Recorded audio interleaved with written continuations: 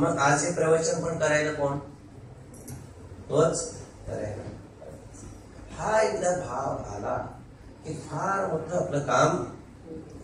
फक्त म्हणलं त्वमेव केवलम कर्तासि, तर म्हणणारा पण तूच आहे.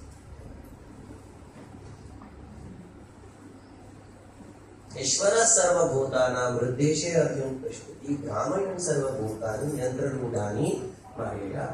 जसा एखादा यांत्रिक यंत्रात बसून यंत्राला चालवतो, म्हणजे ड्रायव्हर जसा कार मध्ये बसून कारला चालवतो, तसा भगवंत आपल्या हृदयात बसून आपल्याला चालवत असतो. म्हणजे आज मी इथं आलो, हे पण कशामुळे आलो? भगवंतामुळे आलो.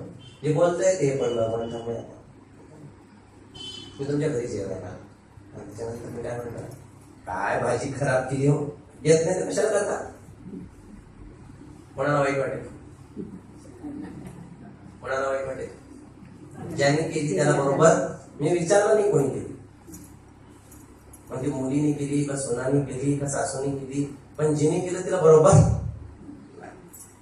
तसं ते अशाच आहे, ते तशाच आहे, ते तशाच आहे, आणि सासू अशी, माझं जावई असं, मुलगी तशी. अरे कोणी केले निर्माण? कोणी केले? म्हणजे लागायला कोणाला? म्हणून तुम्ही काय करा, जरी खराब असेल ना तरी चांगली म्हणा. काय लागणार कोणाला आहे? ते कोणाला लागणार आहे? जेव्हा आपण करता म्हणतो तर आपण निंदा करायचा प्रश्नच नाही राहिला कोणाला.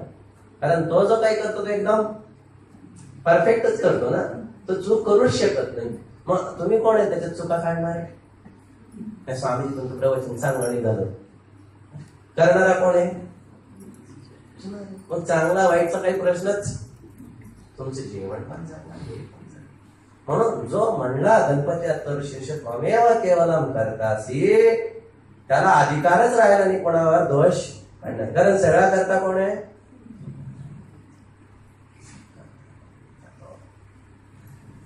त्वमेव केवलम कर्तासि, तो करताय नारायण.